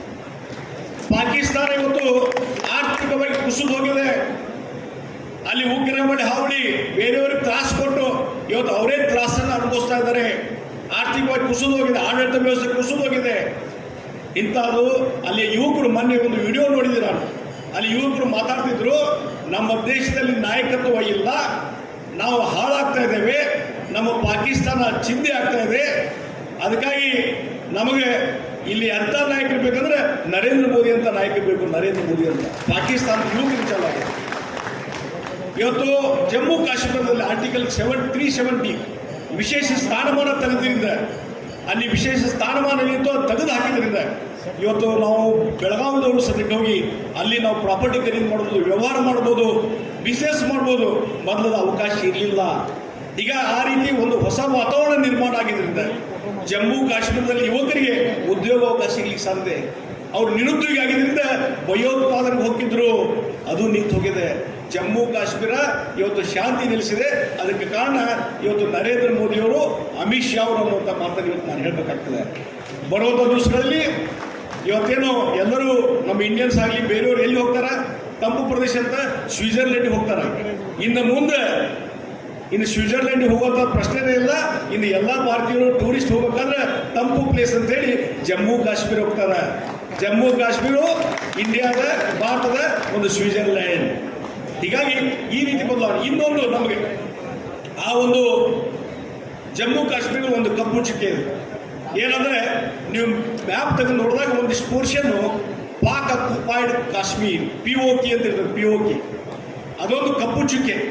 ಅದಕ್ಕಾಗಿ ನಾನು ಹೇಳ್ತೀನಿ, ಇವತ್ತೇನೋ ನರೇಂದ್ರ ಮೋದಿಯವರು 3ನೇ ಬಾರಿ ಪ್ರಧಾನಮಂತ್ರಿ ಆಗೋದು ನಿಶ್ಚಿತ, 400 ಸೀಟ್ ಬರೋದು ನಿಶ್ಚಿತ. ಅದಾದಮೇಲೆ ಮೊದಲ ಒಂದು ಕೆಲಸ ನರೇಂದ್ರ ಮೋದಿಯವರು ಅಂದರೆ ಈ POK ಅನ್ನೋದು ಇದೆಯಲ್ಲ ಅದನ್ನು ತೆಗೆದು ಹಾಕಿ ಅದನ್ನು ಭಾರತದೊಳಗೆ ಸೇರಿಸಿ ಜಮ್ಮು ಕಾಶ್ಮೀರ, ಅಖಂಡ ಜಮ್ಮು ಕಾಶ್ಮೀರ ಮ್ಯಾಪ್ನಲ್ಲಿ ನೋಡುವಂಥ ಅವಕಾಶ ನಮ್ಗೆ ಸಿಗ್ತದೆ. ಇದು ನರೇಂದ್ರ ಮೋದಿಯವ್ರ ಕೆಲಸ. ಮತ್ತು ಇನ್ನೊಂದು ಕೆಲಸದ ನರೇಂದ್ರ ಮೋದಿಯವರು ಅಧಿಕಾರ ಬಂದ ಮೇಲೆ ಭಾಳ ಮುಖ್ಯವಾದಂಥದ್ದು ಏನಂದರೆ ಇಡೀ ದೇಶದ ಎಲ್ಲ ಧರ್ಮದವರು, ಎಲ್ಲ ಜಾತಿಯವರು, ಎಲ್ಲರಿಗೂ ಒಂದೇ ಕಾನೂನು, ಎಲ್ಲರಿಗೂ ಒಂದೇ ಕಾನೂನು. ಭಾಳ ವರ್ಷದ ನಮ್ಮ ಮ್ಯಾನಿಫೆಸ್ಟೋಲ್ಲಿದೆ common civil code, common civil code. ಅದು ನೆಕ್ಸ್ಟು ಮುಂದಿನ ಅವಧಿಯಲ್ಲಿ ನರೇಂದ್ರ ಮೋದಿಯವರು ಆ ಕಾಮನ್ ಸಿವಿಲ್ ಕೋಡ್ ತಂದೇ ತರ್ತಾರೆ. ಇಡೀ ಭಾರತೀಯರಿಗೆ, ಎಲ್ಲ ಧರ್ಮದವರಿಗೆ ಒಂದೇ ಕಾನೂನು ಜಾರಿಗೆ ಬರ್ತದೆ. ಇದು ಮೋದಿಯವರ ಒಂದು ಮುಂದಿನ ಹೆಜ್ಜೆಗಳು ಅನ್ನುವಂಥ ಮಾತಾಡಿದ್ದೆ. ಆ ಹಿನ್ನೆಲೆಯಲ್ಲಿ ಇವತ್ತು ಇಲ್ಲಿ ನಾನು ಭಾರತೀಯ ಜನತಾ ಪಾರ್ಟಿಯ ಅಧಿಕೃತ ಅಭ್ಯರ್ಥಿ ನರೇಂದ್ರ ಮೋದಿಯವರ ಪ್ರತಿನಿಧಿಯಾಗಿ ನಿಂತಿದ್ದೀನಿ. ಮಾನ್ಯ ಸುರೇಶ್ ಅಂಗಡಿಯವರು 4 ಬಾರಿ ನೀವೆಲ್ಲ ಅವರಿಗೆ ಬೆಂಬಲ ಕೊಟ್ಟಿರಿ, ಶಕ್ತಿ ಕೊಟ್ಟಿರಿ. ಅವರು 4 ಬಾರಿ ಇಲ್ಲಿ ಬಂದು MP ಆಗಿ ಇವತ್ತು ಈ ಭಾಗದ ಒಂದು ಅಭಿವೃದ್ಧಿಗೆ ಒತ್ತು ಕೊಟ್ಟರು. ಅವತ್ತು ರೈಲ್ವೆ ಮಿನಿಸ್ಟರ್ ಆಗಿ, ಬಹುಶಃ ಕರ್ನಾಟಕದಲ್ಲಿ ಭಾಳಷ್ಟು ಜನ ರೈಲ್ವೆ ಮಿನಿಸ್ಟರ್ ಆಗಿದ್ದಾರೆ. ಅದರಲ್ಲಿ ಅತ್ಯುತ್ತಮ ರೈಲ್ವೆ ಮಿನಿಸ್ಟರ್ ಯಾರಿದ್ರೆ ಅದು ಸುರೇಶ್ ಅಂಗಡಿಯವರಿದ್ದರು. ಇವತ್ತು ಬೆಳಗಾವಿ ರೈಲ್ವೆ ಸ್ಟೇಷನ್ ನೋಡಿ, ಭಾಳ ಅತ್ಯಂತ ಮಾಡೆಲ್ ಆದಂಥ ರೈಲ್ವೆ ಸ್ಟೇಷನ್ ಆಗಿದೆ. ಅದೇ ರೀತಿ ಈ ಬೆಳಗಾವಿಯಿಂದ ಧಾರವಾಡದವರೆಗೆ ಕಿತ್ತೂರು ಮುಖಾಂತರ, ಧಾರವಾಡ ಮುಖಾಂತರ ಹೊಸ ರೈಲ್ವೆ ಲೈನ್ ಭಾಳ ವರ್ಷದ ಬೇಡಿಕೆ 900 ಕೋಟಿ ಶಾಂಕ್ಷನ್ ಆಗಿ ಇವತ್ತು ಅದಕ್ಕೆ ಚಾಲನೆ ಸಿಗುವಂಥ ಹಂತದಲ್ಲಿದೆ. ಲ್ಯಾಂಡ್ ಎಕ್ವಿಷನ್ ನಡೀತದೆ, ಇನ್ನೊಂದು 20% ಮಾತ್ರ ಉಳಿದದ. ಅದಾದಂದರೆ ಹೊಸ ಲೈನ್ ಆದರೆ ನೀವು ಲೋಟಾದ ಮೇಲೆ ಹೋಗೋದು ತಪ್ತದೆ, ನೇರವಾಗಿ ಬೆಂಗಳೂರಿಗೆ ಹೋಗಲಿಕ್ಕೆ ಅನುಕೂಲ ಆಗ್ತದೆ. ಅದು ನೆಕ್ಸ್ಟ್ ಕಾರ್ಯಕ್ರಮ.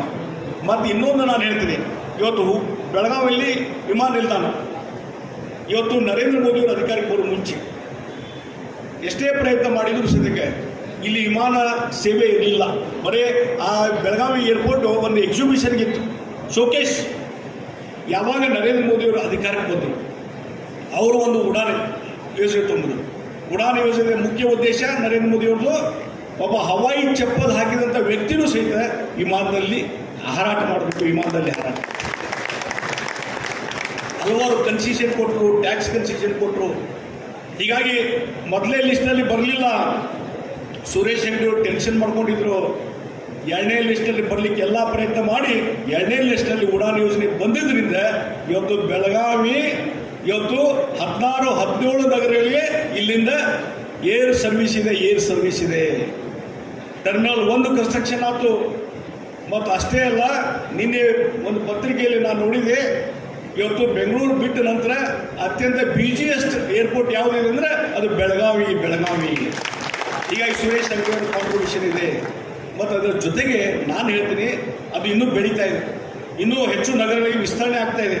ಅದಕ್ಕಾಗಿ ಶ್ರೀಮತಿ ಮಂಗಳಾ ಅಂಗಡಿಯವರು ಅವರು MP ಆದಮೇಲೆ ಮೋದಿಯವರ ಮೇಲೆ ಒತ್ತಡ ತೊಗೊಂಬಂದು ಟರ್ಮಿನಲ್ ನಂಬರ್ 2 ಕನ್ಸ್ಟ್ರಕ್ಷನ್ ಮಾಡಲಿಕ್ಕೆ 310 ಕೋಟಿ ಸ್ಯಾಂಕ್ಷನ್ ಮಾಡಿದ್ದಾರೆ. 310 ಕೋಟಿ. ಅದರ ಭೂಮಿ ಪೂಜೆನೂ ಮೋದಿಜಿಯವರು ಮಾಡಿದರು. ಅದು ಇನ್ನು ಕೆಲವು 1 ವರ್ಷ 2 ವರ್ಷದಲ್ಲಿ ಆ ಟರ್ಮಿನಲ್ ಕಂಪ್ಲೀಟ್ ಆಗ್ತದೆ. ಇನ್ನೂ 16 ನಗರಗಳಿಗೆ ಇಲ್ಲಿಂದ ಕನೆಕ್ಷನ್ ಸಿಗ್ತದೆ, ಏರ್ ಕನೆಕ್ಷನ್ನು. ಮತ್ತು ನಾನು ಹೇಳ್ತೀನಿ, ಬರುವಂಥ ದಿವಸಗಳಲ್ಲಿ ಇವತ್ತು ಬೆಳಗಾವಿ ಇಂಟರ್ನ್ಯಾಷನಲ್ ಏರ್ಪೋರ್ಟ್ ಆಗ್ತದೆ. ಇಂಟರ್ನ್ಯಾಷನಲ್ ಏರ್ಪೋರ್ಟ್ ಆದರೆ, ಯಾಕಂದರೆ ಇದು ಮಹಾರಾಷ್ಟ್ರ ಮತ್ತು ಕರ್ನಾಟಕ 5-6 ಜಿಲ್ಲೆಗಳಿಗೆ ಹತ್ತಿರಲಿದೆ. ಭಾಳಷ್ಟು ಜನ ಇಲ್ಲಿಂದ ವಿದೇಶಕ್ಕೂ ಹೋಗ್ತಾರೆ. ಆ ಇಂಟರ್ನ್ಯಾಷನಲ್ ಏರ್ಪೋರ್ಟ್ ಆಗೋದು ನಿಶ್ಚಿತ. ಇಲ್ಲಿಂದ ಇಂಟರ್ನ್ಯಾಷನಲ್ ಏರ್ಪೋರ್ಟ್ ಆದರೆ ಒಂದು ನಾನು ಹೇಳ್ತೀನಿ, ನಮ್ಮ ರೈತರಿಗೂ ಅನುಕೂಲ ಆಗ್ತದೆ. ರೈತರು ಬೆಳೆದಂಥ ಹೂವು, ಹಣ್ಣು, ಹಂಪಲ ಬೆಳೆ ಎಲ್ಲವನ್ನೂ ಸಹಿತ ಬೇರೆ ದೇಶಗಳಿಗೆ ಎಕ್ಸ್ಪೋರ್ಟ್ ಮಾಡಲಿಕ್ಕೆ, ಕಾರ್ಗೋ ಸರ್ವಿಸ್ ಎಕ್ಸ್ಪೋರ್ಟ್ ಮಾಡಲಿಕ್ಕೆ ಅನುಕೂಲ ಆಗ್ತದೆ. ಹೀಗಾಗಿ ಆ ಒಂದು ಅಭಿವೃದ್ಧಿನ ಅವ್ರು ಮಾಡಿದ್ವಿ. ಈಗ ಸ್ಮಾರ್ಟ್ ಸಿಟಿ ಬಂತು. ಈಗ ಅಭಯ ಪಾಟೀಲ್ ಹೇಳಿದರು, ನಾನು ರಾಜ್ಯದ ಮುಖ್ಯಮಂತ್ರಿ ಇದ್ದೆ. ಮುಖ್ಯಮಂತ್ರಿ ಇದ್ದಾಗ ಇದಕ್ಕೆ ವಿಶೇಷ ಅನುದಾನ 100 ಕೋಟಿ ಯಡಿಯೂರಪ್ಪನವರು ಹಣ ಕೊಟ್ಟರು. ನಾನು ಕೊಟ್ಟಿದ್ದರಿಂದ ಆ ಒಂದು ಸ್ಮಾರ್ಟ್ ಸಿಟಿಗೆ ಆ ಸ್ಮಾರ್ಟ್ ಸಿಟಿಗೆ ಏನೊಂದು ಬೇಸಿಕ್ ರೂಲ್ಸ್ ಅದಾವೆ, ಆ ಗೈಡ್ಲೈನ್ಸ್ ಬರಲಿಕ್ಕೆ ಅದು ಸಹಾಯ ಆಯಿತು. ಅದರಿಂದ ಇವತ್ತು ಸ್ಮಾರ್ಟ್ ಸಿಟಿ, ಇವತ್ತು ಸುರೇಶ್ ಅಂಗಡಿಯವರ ಪ್ರಯತ್ನ, ಅಭಯ ಪಾಟೀಲ್ ಪ್ರಯತ್ನ, ಇವರೆಲ್ಲರ ಪ್ರಯತ್ನದಿಂದ ಇವತ್ತು ಸ್ಮಾರ್ಟ್ ಸಿಟಿ ಬಂದಿದ್ದರಿಂದ ಸಾವಿರಾರು ಕೋಟಿಯ ಕೆಲಸ ಕಾರ್ಯಗಳು ಇವತ್ತು ಬೆಳಗಾವಿಯಲ್ಲಿ ಆದವು ಅನ್ನುವಂಥ ಮಾತನ್ನು ಈ ಸಂದರ್ಭದಲ್ಲಿ ಹೇಳ್ತೇನೆ. ಆ ಹಿನ್ನೆಲೆಯಲ್ಲಿ ಇವತ್ತು ಈ ರೀತಿಯಾದ ಡೆವಲಪ್ಮೆಂಟ್ ಮುಖಾಂತರ ಬೆಳಗಾವಿ ಒಂದು ಅಂತಾರಾಷ್ಟ್ರೀಯ ಮಟ್ಟದಲ್ಲಿ ಕಾಣಲಿಕ್ಕೆ ಸಿದ್ಧಿದ್ದಾರೆ ಅನ್ನುವಂಥ ಮಾತನ್ನು ಹೇಳ್ತೀನಿ. ಮತ್ತು ಇದರ ಜೊತೆಗೆ ಇವತ್ತು ನನ್ನ ಒಂದು ನಂಟು, ಇವತ್ತು ನಾವು ಸುರೇಶ್ ಅಂಗಡಿ ಬೀಗರು. ಅದ್ರ ಹಿಂದೆ ನಾನು ಇಲ್ಲಿ ವಿರೋಧ ಪಕ್ಷದ ನಾಯಕನಿದ್ದಾಗ ಸುರೇಶ್ ಅಂಗಡಿ ಜಿಲ್ಲಾಧ್ಯಕ್ಷರು, ನಾವು ಅವರು ಕೂಡಿ ಇಡೀ ಜಿಲ್ಲೆಯಲ್ಲಿ ಪ್ರವಾಸ ಮಾಡಿ ಭಾರತೀಯ ಜನತಾ ಪಾರ್ಟಿನ ಕೆಳಮಟ್ಟದಿಂದ ಸಂಘಟನೆ ಮಾಡಿ ಬೆಳೆಸುವಂಥ ಕೆಲಸ ಮಾಡಿದೆ ಅನ್ನುವಂಥ ಹೆಮ್ಮೆ ನನಗಿದೆ. ಅದಕ್ಕಾಗಿ ಇವತ್ತೊಂದು ಶಕ್ತಿಯುತವಾಗಿ ಬೆಳಗಾವಿ ಜಿಲ್ಲೆ ಅಂದರೆ BJPಯ ಶಕ್ತಿಶಾಲಿ ಜಿಲ್ಲೆ ಅನ್ನುವಂಥ ಹೆಸರು ಬಂದದ್ದು. ಅದಕ್ಕೆ ನಮ್ಮದು ಒಂದಿಷ್ಟು ಕಾಂಟ್ರಿಬ್ಯೂಷನ್ ಇದೆ. ಲೀಡರ್ ಆಫ್ ಅಪೋಸಿಷನ್ ಇದ್ದಾಗ ಈ ಭಾಗದ ಅಭಿವೃದ್ಧಿಗೆ, ಈ ಭಾಗದ ಸಮಸ್ಯೆಗಳಿಗೆ ಅಸೆಂಬ್ಲಿಯಲ್ಲಿ ಧ್ವನಿ ಎತ್ತ ಕೆಲಸವನ್ನು ನಾನು ಮಾಡಿದ್ದೆ. ಉಸ್ತುವಾರಿ ಸಚಿವರಿದ್ದಾಗ ಫ್ಲಡ್ ಬಂದಿತ್ತು, ಮೊದಲನೇ ಸಲ ಉಸ್ತುವಾರಿ ಸಚಿವರಿದ್ದಾಗ ಆ ಫ್ಲಡ್ ಎಲ್ಲ ಕಡೆ ತಿರುಗಾಡಿ ಪ್ರವಾಸ ಮಾಡಿ ಇವತ್ತು ರೈತರಿಗೆ ಪರಿಹಾರ ಕೊಡುವಂಥದ್ದು, ಆಸ್ತಿ ಕಳ್ಕೊಂಡ್ರೆ ಪರಿಹಾರ ಕೊಡುವಂಥ ಕೆಲಸ ಮಾಡಿದೆ. ಇನ್ನು ಕೋವಿಡ್ ಬಂದಂಥ ಸಂದರ್ಭ 2ನೇ ಬಾರಿ ನಾನು ಉಸ್ತುವಾರಿ ಮಂತ್ರಿ. ಕೋವಿಡ್ ಬಂದಾಗ ಪ್ರತಿ ವಾರ 2 ಸಲ 3 ಸಲ ಇಲ್ಲಿ ಬಂದು ಅಧಿಕಾರಿಗಳ ಸಭೆ ತಗೊಂಡು ಎಲ್ಲೆಲ್ಲಿ ವಿಸಿಟ್ ಮಾಡಬೇಕು ವಿಸಿಟ್ ಮಾಡಿ ಅದರ ಸಂಪೂರ್ಣ ನಿಯಂತ್ರಣ ಮಾಡುವಂಥ ಕೆಲಸ ಆ ಸಂದರ್ಭದಲ್ಲಿ ಮಾಡಿದೆ. ಅಷ್ಟೇ ಅಲ್ಲ, ಇಡೀ ರಾಜ್ಯದಲ್ಲಿ ಆಕ್ಸಿಜನ್ ಕೊರತೆ ಆಗಿತ್ತು, ಬೆಳಗಾವಿಯಲ್ಲಿ ಆಗಿತ್ತು. ಆ ಆಕ್ಸಿಜನ್ ಕೊರತೆಯಾಗಿ ನಿವಾರಣೆ ಸಲುವಾಗಿ ನನ್ನ ಅಧ್ಯಕ್ಷತೆಯಲ್ಲಿ ಸಮಿತಿ ಆಯಿತು. ನಾನು ಎಲ್ಲ ಕಡೆ ತಿರುಗಾಡಿ ಆಕ್ಸಿಜನ್ ಕೊರತೆ ಆಗದ ರೀತಿಯಲ್ಲಿ, ಯಾಕಂದ್ರೆ ಚಾಮರಾಜನಗರದಲ್ಲಿ 20-30 ಮಂದಿ ಅವತ್ತು ಮೃತಪಟ್ಟರು ಆಕ್ಸಿಜನ್ ಕೊರತೆಯಿಂದ. ಮುಂದೆ ಅದು ಆಗದ ರೀತಿಯಲ್ಲಿ ಕ್ರಮ ಕೈಗೊಳ್ಳಬೇಕಂತ ಯಡಿಯೂರಪ್ಪನವರು ನನಗೆ ಆದೇಶ ಮಾಡಿದಾಗ ಇಡೀ ರಾಜ್ಯ ಸುತ್ತಾಗಿದೆ, ಬೆಳಗಾವಿ ಸುತ್ತಾಗಿದೆ. ಯಾವುದೇ ರೀತಿ ಆಕ್ಸಿಜನ್ ಕೊರತೆ ಆಗದ ರೀತಿಯಲ್ಲಿ ನೋಡ್ಕೊಳ್ಳುವಂಥ ಜವಾಬ್ದಾರಿ ನಾನು ಮಾಡಿದ್ದೆ. ಹೀಗಾಗಿ ಇವತ್ತು ಎಲ್ಲ ರೀತಿ ಕಾಂಟ್ರಿಬ್ಯೂಷನ್. ಇದರ ಜೊತೆಗೆ ಮತ್ತೊಂದು ಕಾಂಟ್ರಿಬ್ಯೂಷನು, ಇವತ್ತು ಸುವರ್ಣಸೌಧ ಇದೆ, ವಿಧಾನಸಭೆ ಸುವರ್ಣಸೌಧ. ಇವತ್ತು ಬೆಳಗಾವಿಗೆ 2ನೇ ರಾಜಧಾನಿ ಅಂತ ಹೆಸರು ಯಾಕೆ ಬಂದದ? ಸುವರ್ಣಸೌಧ ಇರುವುದಕ್ಕೆ. ಪ್ರತಿ ವರ್ಷ ಅಧಿವೇಶನ ನಡೀತಾ ಇದೆ. ಯಾವ ರೀತಿ ನಾಗ್ಪುರದಲ್ಲಿ ನಡೀತದೆ, ಇಲ್ಲಿಯೂ ನಡೀತದೆ. ಆ ಹಿನ್ನೆಲೆಯಲ್ಲಿ ಸುವರ್ಣಸೌಧ ನಿರ್ಮಾಣ ಮಾಡುವ ಹಂತದಾಗ ಒಂದೇನು ಪ್ರಶ್ನೆ ಬಂತು, ಯಾವ ಜಾಗದಲ್ಲಿ ಮಾಡಬೇಕು? ಒಂದು 3-4 ಸ್ಥಳಗಳು ನಿಗದಿಯಾದವು. ಕೆಲವರು ಇಲ್ಲಿ ಮಾಡಬೇಕು, ಕೆಲವರು ಇಲ್ಲಿ ಮಾಡಬೇಕು ಅಂತ ಕನ್ಫ್ಯೂಷನ್ ಆಯ್ತು. ಯಡಿಯೂರಪ್ಪನವ್ರು ಹೇಳಿದ್ರೆ ಶೆಟ್ಟರ್ ನೀವು ಸ್ಪೀಕರ್ ಅದರಿ, ನೀವೇ ಡಿಸಿಷನ್ ತಗೊಂಡ್ರಿ ಅಂತಂದು. ನನ್ನ ಅಧ್ಯಕ್ಷತೆ ಕಮಿಟಿ ನಾ ಎಲ್ಲರನ್ನೂ ವಿಶ್ವಾಸ ತೆಗೆದುಕೊಂಡು ಅವತ್ತು ಸುತ್ತಾಕಿ ಇಲ್ಲಿ ನಾಗರಿಕರು ವಿಶ್ವಾಸ ತಗೊಂಡು ನಾನು ಕೊನೆಗೆ ಬಂದೆ. ಇವತ್ತು ಎಲ್ಲಿ ನಿರ್ಮಾಣ ಆಗಿದೆ ಅದೇ ಜಾಗ ನಾನು ಸಿಲೆಕ್ಟ್ ಮಾಡಿ ರಿಕಮೆಂಡ್ ಮಾಡಿದ್ರಿಂದ ನಾನು ಯಡಿಯೂರಪ್ಪನವರು ಭೂಮಿ ಪೂಜೆ ಮಾಡಿ ಇವತ್ತು ಸುವರ್ಣಸೌಧ ನಿರ್ಮಾಣ ಆಗಿದೆ. ಮತ್ತೊಂದು ಕಾಕತಾಳಿ ಅಂದರೆ ಸುವರ್ಣಸೌಧ ಎಲ್ಲ ನಿರ್ಮಾಣ ಆದಮೇಲೆ ಅದು ಉದ್ಘಾಟನೆಗೆ ಬಂದಾಗ ಕಾಕತಾಳಿ ಅಂದರೆ ಉತ್ತರ ಕರ್ನಾಟಕ ಬಂದಂಥ ಜಗದೀಶ್ ಶೆಟ್ಟರ್ ಮುಖ್ಯಮಂತ್ರಿ ಇದ್ದಾಗ ಅದರ ನೇತೃತ್ವದಲ್ಲಿ, ನನ್ನ ನೇತೃತ್ವದಲ್ಲಿ ಅದು ಉದ್ಘಾಟನೆ ಆಯಿತು. ರಾಷ್ಟ್ರಪತಿಯವರು ಬಂದಿದ್ದರು, ಅವರು ಪ್ರಣವ್ ಮುಖರ್ಜಿ. ಈ ರೀತಿ ಒಂದು ನಂಟಿದೆ ಬೆಳಗಾವಿ ಜೊತೆ, ಇದು ಅಭಿವೃದ್ಧಿ ಬಗ್ಗೆ ಒಂದು ನಂಟಿದೆ. ಅದಕ್ಕಾಗಿ ನನಗೊಂದು ಕನಸಿದೆ. ಸುರೇಶ್ ಅಂಗಡಿಯವರು ಮಂಗಳೂರು ಏನು ಯೋಜನೆ ತೊಗೊಂಡಿದ್ದಾರೆ ಅದನ್ನು ಪೂರ್ಣಗೊಳಿಸುವಂಥದ್ದು. ಇವತ್ತು ಅಭಯ್ ಪಾಟೀಲ್ ಏನು ಬೆಳಗಾವಿ ಬಗ್ಗೆ ಅಭಿವೃದ್ಧಿ ಕನಸು ಕಂಡಿದ್ದಾರೆ ಅದನ್ನು ಕಂಪ್ಲೀಟ್ ಮಾಡುವಂಥದ್ದು, ಸ್ಮಾರ್ಟ್ ಸಿಟಿ ಯೋಜನೆ ಕಂಪ್ಲೀಟ್ ಮಾಡುವಂಥದ್ದು, ಇನ್ನೂ ಹಲವಾರು ಯೋಜನೆ ತರುವಂಥದ್ದು ಇವೆಲ್ಲ ಇದೆ. ಅದರ ಜೊತೆಗೆ ನಾನು ಹಿಂದೆ ಇಂಡಸ್ಟ್ರಿ ಮಿನಿಸ್ಟರ್ ಇದ್ದಾಗ ಸ್ಪೆಷಲ್ ಇನ್ವೆಸ್ಟ್ಮೆಂಟ್ ರೀಸನ್ ಅಂತ ಮಾಡಿದ್ದೆ ನಾನು. ಅದು ಕಾನೂನಾಗಿದೆ, ಅದು ಅನುಷ್ಠಾನ ಮಾಡಿದರೆ ಇವತ್ತು ಬಿಹಾಂಡ್ ಬೆಂಗಳೂರು ಅನ್ನುವಂಥ ಕಾನ್ಸೆಪ್ಟನ್ನ ಅನುಷ್ಠಾನ ಮಾಡುವಂಥ ಕೆಲಸ ಮಾಡ್ತೀನಿ. ಸ್ಪೆಷಲ್ ಇನ್ವೆಸ್ಟ್ಮೆಂಟ್ ರೀಸನ್ ಇಲ್ಲಿ ತೊಗೊಂಬಂದು ಇವತ್ತು ದೊಡ್ಡ ದೊಡ್ಡ ಉದ್ಯಮಿಗಳು ಇಲ್ಲಿ ಬರಲಿಕ್ಕೆ ಅವಕಾಶ ಕೊಟ್ಟು ಅದರಲ್ಲಿ ಇವತ್ತು ಸ್ಕಿಲ್ ಇಂಡಿಯಾ ಅಂತ ಏನು ಮೋದಿಯವ್ರು ಕರೀತಾರೆ, ಆ ಸ್ಕಿಲ್ ಇದ್ದಂಥ ಯುವಕರು ಭಾಳ ಜನ ಇದ್ದಾರೆ, ಅವರಿಗೆ ಉದ್ಯೋಗ ಅವಕಾಶ ಕೊಡುವಂಥ ಕೆಲಸವನ್ನು ಮಾಡ್ತೀನಿ. ದೊಡ್ಡ ದೊಡ್ಡ ಉದ್ಯಮಿಗಳನ್ನು IT ಕಂಪನಿಗಳನ್ನು ತರುವಂಥ ಕೆಲಸವನ್ನು ನಾನು ಮಾಡ್ತೀನಿ ಅನ್ನುವಂಥ ಮಾತನ್ನು ಹೇಳ್ತೀನಿ. ಮತ್ತು ಒಂದು ಕ್ಲಿಯರ್ ಆಗಿ ಹೇಳ್ತೀನಿ, ಇವತ್ತು ನನ್ನ ಕರ್ಮಭೂಮಿ ಯಾವಾಗಲೂ ಹೇಳಿದ್ದೀನಿ ನಾನು, ಅಲ್ಲಿ ಜನ್ಮಭೂಮಿ, ಇದು ಕರ್ಮಭೂಮಿ. ಆ ಕರ್ಮಭೂಮಿಯಿಂದ ನನ್ನ ಭೂಮಿಯನ್ನು ಮಾಡಿಕೊಂಡು ಇವತ್ತು ನಿಮ್ಮ ಜೊತೆ ಒಬ್ಬರಾಗಿ ಕೆಲಸ ಮಾಡಿ ಮೋದಿಯವರು ಯಾವ ರೀತಿ 24/7 ಕೆಲಸ ಮಾಡ್ತಾರೆ ಅದೇ ರೀತಿ ಬೆಳಗಾವಿ ಅಭಿವೃದ್ಧಿಗೆ ಕಂಕಣಬದ್ಧರಾಗಿ ನಾನು ನಿಲ್ತೇನೆ, ನಿಮ್ಮ ಪ್ರತಿನಿಧಿಯಾಗಿ ಇರುವಂಥ ಪ್ರಮಾಣವನ್ನು ನಾನು ಈ ಸಂದರ್ಭದಲ್ಲಿ ಮಾಡ್ತೀನಿ. ಅದಕ್ಕಾಗಿ ಯಾರು ನೀವು ಧೈರ್ಯದಿಂದ ಕಾಂಗ್ರೆಸ್ ಅವರಿಗೆ ಯಾರಿಗೆ ಹೇಳಿ, ಜಗದೀಶ್ ಶೆಟ್ಟರ್ ನಮ್ಮವರು, ಅವರು ಇಲ್ಲೇ ಇರ್ತಾರೆ, ನಮ್ಮ ಸೇವೆಯನ್ನು ಮಾಡ್ತಾರೆ, ಬೆಳಗಾವಿ ಅಭಿವೃದ್ಧಿಯನ್ನು ಮಾಡ್ತಾರೆ ಅನ್ನುವಂಥದ್ದು ಮಾತನ್ನು ನನ್ನ ಪರವಾಗಿ ನೀವೆಲ್ಲರಿಗೂ ಕೊಡಿ.